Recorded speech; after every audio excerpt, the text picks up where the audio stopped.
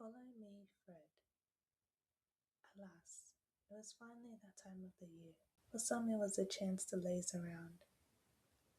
For others, a chance to reconnect with family and friends whom they have not seen in a while. Fred was the former. He wanted to catch up on all the books he didn't have a chance to read and decided this was the best time. However, his friends had other plans for him. On Thursday afternoon, just as Fred were packing up his desk and getting ready for the long weekend, he gets a message from one of his friends. Tony. Hey Fred, are you busy tomorrow? There's this new open zoo that had just opened up and I'm dying to go. Come with me, please? Fred sighed, but nonetheless agreed to go with Tony. At least I have the other 4 days to myself. But just as he was about to get in his car, he gets a phone call from his friend, John. Hey man, how you been? Good, yourself?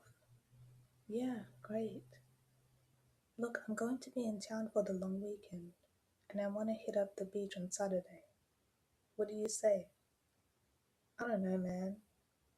Oh, come on. We haven't seen each other in forever. This is a good chance to catch up. Okay, I'll come. Awesome. I'll see you then. Fred pulls up to his house, and to his surprise finds his best friend, Artie, outside his house. Hey, Freddy. You ready to party? Well, no, I'm ready to rest. No rest here. You only live once. Look, Artie, no excuses. We are going on an adventure this Sunday, so make sure you are prepared. And he was gone with a flash. Within a blink of an eye, the next day arrived. It was Friday and he was meeting Tony at the zoo. Tony loved animals since he was a child and would spend most of his days studying animals by watching documentaries and other videos. He aspired to be a zoologist, although he already claimed to be one. As our guide was explaining the different facts about the animals, every once in a while Tony would chime in with his own information about the animals, which earned him dirty looks from the guide. After the tour ended, we wandered about for a bit, as Tony ranted about the guide's lack of knowledge. Man, that guy is an amateur. I don't even know how he got a job here. Mm-hmm. Fred nodded along, not really listening. Ah! Tony stopped. Look, Fred. Watch and be amazed. Tony spotted a lone ostrich wandering about, and Fred was starting to get a bad feeling. Tony, whatever you are planning to do, I don't think it's a good idea. Fred, you stay here if you're scared, but me, I know what I'm doing. People call me the animal interpreter because I can communicate with them. Watch and see. At that point, Fred knew he couldn't stop him, so he decided to watch and be ready to call for help. Tony approached the animal slowly, saying a few words that Fred could not make out. The ostrich did not look amused, but Tony persisted. Just as he was about to put his arm around the ostrich's neck, the ostrich snapped at him and started chasing Tony. Luckily, Fred already called the zookeeper. Fred walked up to Tony and put a hand on his shoulder. So, what did the ostrich say? Oh shush, I'm leaving, Tony barked as he walked off. Fred was holding back a laugh and tried to catch up to Tony. Just as Friday wrapped up, Saturday came just as quickly, with a loud honk of John's car. Alright, I'm coming, as Fred lazily walked to the car. So where are we headed? Fred yawned. Where? To the beach, of course. Why? Well, after diligently studying romance novels and dating advice on the internet, I've mastered the art of attracting women. Listen, bro. Nah, trust me, I know what I'm doing. They get to the beach and it is packed with people, which means many options for John. Okay, so listen, Fred, I'm only sharing this valuable knowledge with you because we are good friends. You know people pay for this information. Uh-huh, Fred nods sarcastically. So the first step is to find your target, and it has to be a realistic one, otherwise the probability of it working out would be reduced.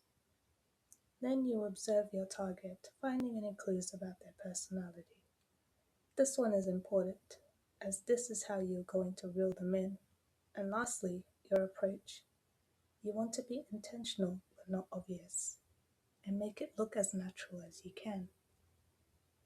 Sounds like you've got it down pat. I told you, man. Now watch and learn.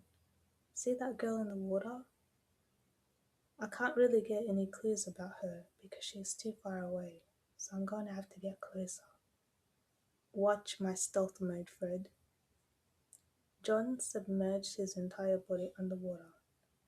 Well, except his big afro, which didn't want to follow. To the onlookers, it looked as if a random bush was floating in the water, and rather than being invisible, people were staring at the floating bush. What's that floating? One of the girls said. I don't know, it doesn't look like seaweed. Let me check it out. The girl swam over and grabbed hold of the afro, pulling it up, only to be met with a pair of bloodshot eyes. The girl screamed, and everyone turned around. Somebody help! There's something in the water. People were starting to move toward her, but John, like a fish, swam at record-breaking speed, away from the people and out of sight. Fred, who was watching from the shore, could not hold back his laughter this time, as he watched the commotion. John stayed out of sight until much of the people had left, and he still bolted to his car before anyone could recognize him. Well, you definitely got her attention, and everyone else's too. If I hear another word, I'm kicking you out of the car. The next day. Artie? What is this place? Well, it is said that this place is haunted by the ghost of an old woman who was never visited by her children or grandchildren. And so she abducted children who ventured near the house and would attack the parents who came looking for their children. How charming. Remind me why I'm here again? Fred said. Well, someone needs to tell the story of what happened to you. To me? I'm just kidding. I mean, come on, you're with an exorcist, an elite one at that. There's nothing to worry about. Trust me, I know what I'm doing. Why do I keep getting these deja vu moments? Fred thought. Before we go in, put this on. What is that? A necklace made of garlic. Okay, I'm not wearing that. Fred, do you want to leave here alive? I'll take my chances. Okay, but don't come crying to me later. They went inside walking cautiously. Well, Artie was. Fred was walking normally. Shh, do you hear those footsteps? The ghost is here. I thought ghosts float. Shh, Artie hushed him. I can see it. It's shadow. Since when do ghosts have shadows?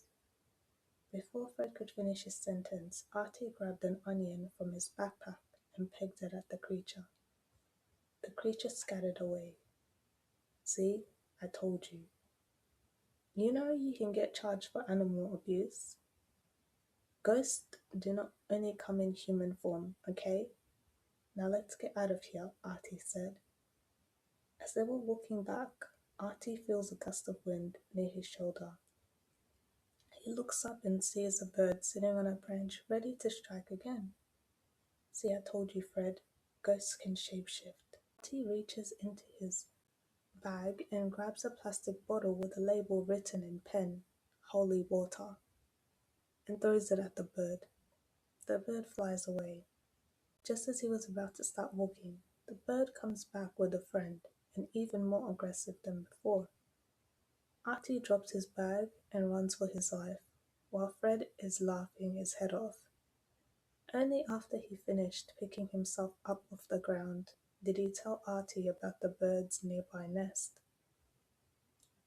Finally, the next day, Fred was able to get some alone time. He poured himself some cereal and coffee and sat on his balcony, watching the outside world. He suddenly gets a notification from his friends. Tony let him know that at the zoo, one of the managers was listening to his fact sharing during the tour and was impressed with his knowledge, and then offered him an apprenticeship. John also messaged him that he ran into the girl again randomly, and she told him how funny he was, and she ended up giving him her number. Artie expresses that he may need to find a new hobby after yesterday's event. Fred, however, also learnt something from the past couple of days. There is value in trying new things, even if it doesn't work out. It makes for a fun story.